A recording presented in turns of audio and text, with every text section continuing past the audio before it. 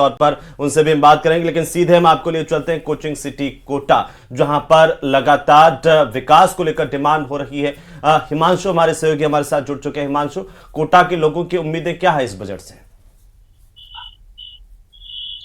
देखिए, फिलहाल अगर बात करें तो प्रदेश सरकार का बजट आज पेश आने वाला है। दिया कुमारी अपना बजट आज पेश करेंगी। तो आपको बता दें, कोटा को लेकर के उम्मीदें लगातार उठती जो रही हैं। मोटे तौर पर मिनी सचिवालय को लेकर के मांग जो है, मिनी सचिवालय को मांग उठ रही है। इसके साथ ही आपको बात करें तो नगर निगम को लेकर के इस बार उम्मीद है कि इस बार के बजट में कोटा दक्षिण और कोटा उत्तर जो दो नगर निगम है वो एक हो जाएंगे। इसके साथ हाईकोर्ट बेंच की मांग कोटा के अधिवक्ता लगातार कर रहे हैं। इसको लेकर के लंबा संघर्ष कोटा के अधिवक्ताओं कर रहा है। लेकिन फिलहाल कोटा के युवा, कोचिंग सिटी के युवा आखिर क्या उम्मीद करते हैं इस बजट को लेकर के, उनसे सीधी बात करेंगे और कोटा के युवाओं की उम्मीद इस बजट को लेकर के जानेंगे। आज बजट प्रदेश सरकार का आ रहा है, क्या उम्मीद करते हैं आप लोग? जी, हमें इस बजट से काफी उम्मीदें हैं। सबसे पहला तो कोटा शिक्षा की नगरी है, दूर दराज से विद्यार्थी यहाँ पे शिक्षा ग्रहण करने आते हैं, परंतु एयरपोर्ट की समस्या जो काफी समय से यहाँ अटक रही है उन विद्यार्थियों के लिए, तो एयरपोर्ट की समस्या केंद्र सरकार के साथ मिलकर इस बार हम चाहते हैं उस पर अंकुश लगे और एयरपोर्ट का निर्माण का कार्य जल्दी से जल्दी शुरू हो और एयरलाइंस की सेवाएं शुरू हो। दूसरी चीज, जो स्किल डेवलपमेंट का जो बात पिछले बजट में राज्य सरकार ने करी थी और कुछ ऐसे कोर्सेज लाने की बात करी थी जिनसे रोजगार विद्यार्थियों को मिले, तो ऐसे कोर्सेज को इम्प्लीमेंट किया जाए और सबसे पहले ऐसे कोर्सेज सरकारी कॉलेजों में इम्प्लीमेंट किए जाए ताकि युवाओं को ज्यादा से ज्यादा रोजगार मिले। आप क्या कहेंगे? कि स्पोर्ट्स में ज़्यादा अच्छे से फंडिंग हो ताकि इस खेलकूद में सब लोग पार्टिसिपेट करें, सारे स्टूडेंट्स आए और उनको लेके आगे बढ़ें, क्योंकि जब बच्चा रहता है वो सीखता है, कूदता है, तो वो अपने करियर को लेके भी अच्छे से ग्रो करता है। यस, आपका रिएक्शन क्या होगा बजट? मेरा मानना यह है कि under the new budget I thought कि ग्रीन इनिशिएटिव्स होने चाहिए, डिजिटल एजुकेशन प्रोग्राम सेटअप होने चाहिए और साथ ही स्टार्टअप फंडिंग्स भी होने चाहिए न्यू फ्रेशर्स के लिए जिनको बिजनेस के लिए सपोर्ट मिले, और मेंटरशिप प्रोग्राम होना चाहिए। I mean from green internships that जितने भी इको फ्रेंडली और एनवायरमेंटली प्रोजेक्ट्स होते हैं उनमें यूथ का इन्वॉल्वमेंट होना चाहिए जिससे कि सस्टेनेबल डेवलपमेंट भी प्रमोट होगा। And I mean from the digital education that online learning को भी प्रमोट करना चाहिए और साथ ही डिजिटल प्लेटफॉर्म्स को ऑर्गेनाइज करना चाहिए जिससे कि आगे हमें फर्दर इजी लर्निंग हो और एजुकेशन के साथ में एम्प्लॉयमेंट और स्किल डेवलपमेंट पर भी फोकस किया जाए और साथ ही ट्रेनिंग और इंटर्नशिप जैसे प्रोग्राम्स भी प्रमोट किए जाए जिससे कि हमें इजी लर्निंग और नए तरीके मिल सके। और स्टार्टअप फंडिंग से थ्रू न्यू इंटर्नशिप्स प्रोग्राम्स जो भी रहते हैं न्यू एंटरप्रेन्योर्स के लिए नए प्रोग्राम्स को ऑर्गेनाइज करना चाहिए जिसके थ्रू वो भी अपना बिजनेस सेटअप कर सके। आपकी उम्मीद?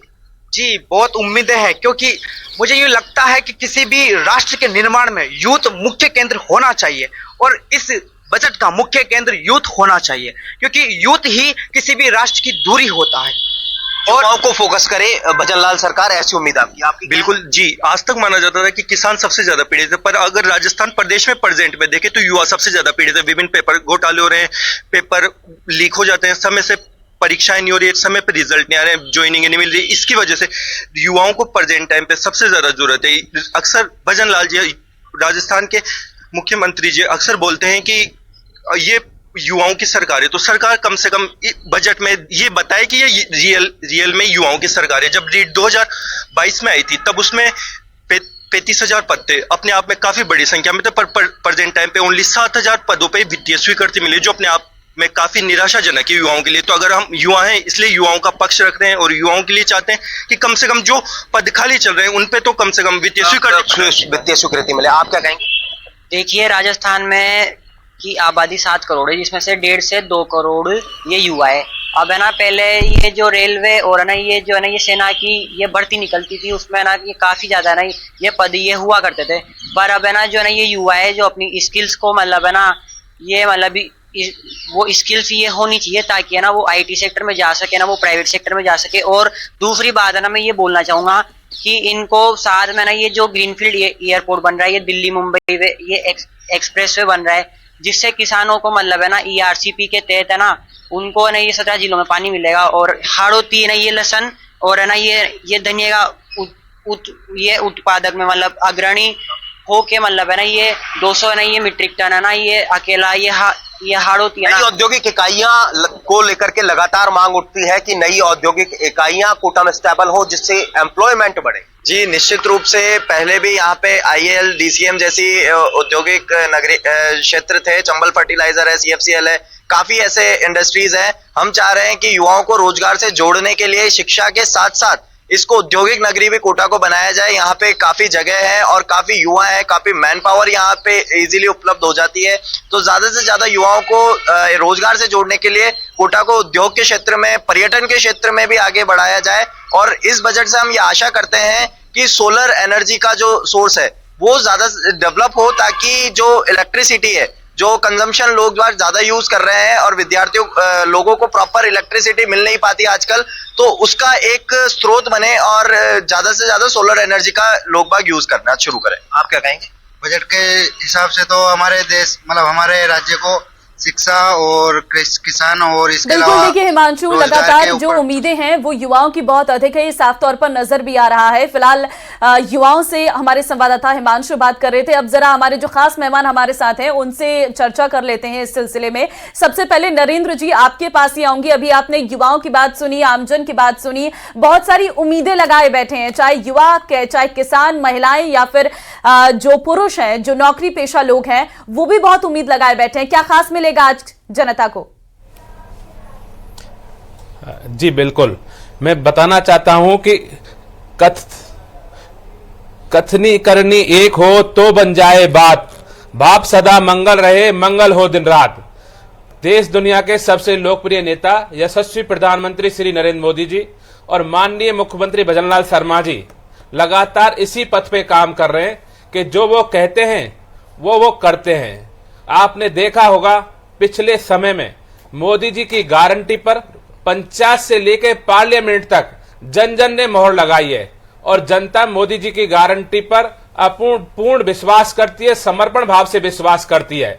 और यही कारण है कि राजस्थान में यशस्वी मुख्यमंत्री भजनलाल शर्मा जी लगातार मोदी जी की गारंटियों को धरातल पर पहुंचा रहे हैं।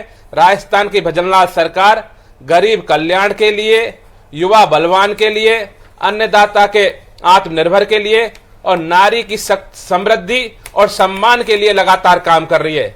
मैं आपको विश्वास दिला देना चाहता हूं कि आने वाला बजट युवाओं को बलवान बनाने वाला, उनके भविष्य को सुनहरे बनाने वाला, गरीबों के कल्याण करने वाला, विकसित राजस्थान के सपने को पूरा करने वाला, विकासोन्मुखी हर घर खुशहाली पहुंचाने वाला बजट होगा। आपने देखा है कि भजनलाल शर्मा जी ने पहले दिन से भागीरथ बनके राजस्थान के सपनों को पूरा करने का काम किया है। उन्होंने पहले ही दिन शपथ लेते ही निर्णय लिया कि ERCP जो जल की बहुत महत्वाकांक्षी योजना है उसे धरातल पर लाकर यहाँ के अन्नदाता का जीवन बदला जा सकता है। पहले दिन से ही नरेंद्र कटारा जी का भाषण समाप्त हो गया हो तो कृपया मैं उन्हें रोकना चाहता हूं और ये पूछना चाहता हूं कि अब घोषणा क्या करेगी सरकार? नहीं कटारा साहब, आने वाली सरकार जी बिल्कुल। हाँ। आपके चैनल के माध्यम से मैं प्रदेश की जनता को बधाई देना चाहता हूं कि आने वाला बजट जो है वो युवाओं को समर्पित होगा, महिलाओं को समर्पित होगा, किसान अन्नदाता को समर्पित होगा और यहाँ के गरीब वंचितों के हित में होगा, क्योंकि ये बजट जनता का बजट है। आपने लगातार देखा होगा प्रदेश के मुखिया यशस्वी मुख्यमंत्री भजनलाल शर्मा जी ने राजस्थान के प्रत्येक वर्ग से बात की है, यहाँ की सामाजिक संस्थाओं से बात की है, युवाओं से बात की है, महिलाओं से बात की है, गरीबों से बात की है। कटारा जी, पिछली घोषणाएं हुई थी उनकी कईयों की तो DPR भी नहीं बन पाई है, तो नई घोषणाओं का, और आप कह रहे हैं कि सबके लिए वो होगा, नई घोषणाएं क्या होती वो भी हम देखेंगे। मैं वापस आऊंगा आपके पास में। CB यादव साहब वो कह रहे हैं कि सबको समर्पित बजट होगा, एक विजनरी बजट राजस्थान का इस बार आने वाला है। हम भी इनको शुभकामनाएं देते हैं कि काश ऐसा हो, लेकिन केवल हेडलाइन बना देना। पिछले बजट की बातें अगर हम देखें तो उस बजट में वैसे था भी कुछ नहीं और जो थोड़ा बहुत हेडलाइन बनाई थी उनमें एक भी पूरी नहीं हुई। आप ही अभी बताए, यमुना नदी का देखिए डीपीआर तक नहीं बना, बहुत सारे जो प्रोजेक्ट है उनका डीपीआर तक नहीं बना, बाजरे की खरीद कहीं हुई नहीं है, नामांकन है वो 10% घट गया है, स्कूलों को ड्रेस नहीं मिल रही है। बल्कि किया क्या है, सिर्फ और सिर्फ अगर आप पूरे पिछले बजट से लेके अब तक का मतलब 15 महीने का अगर इनका कार्यकाल देखा जाए तो उसके भीतर जो हमारी लोक कल्याणकारी योजनाएं थी जिनको पूरी दुनिया ने सराहा, चिरंजीवी योजना जो गरीबों का एक सबसे बड़ा सहारा थी उसको बंद कर दिया, जो कृषि बजट पृथक किया गया था और बहुत सारी जो एग्रीकल्चर के लिए बहुत सारे वेलफेयर स्कीम्स जो शुरू की गई थी लगभग सारी बंद पड़ी है। सामाजिक जो योजनाएं थी, जो पेंशन योजनाएं थी, वो आज पेंशन नहीं मिल रही है कहीं किसी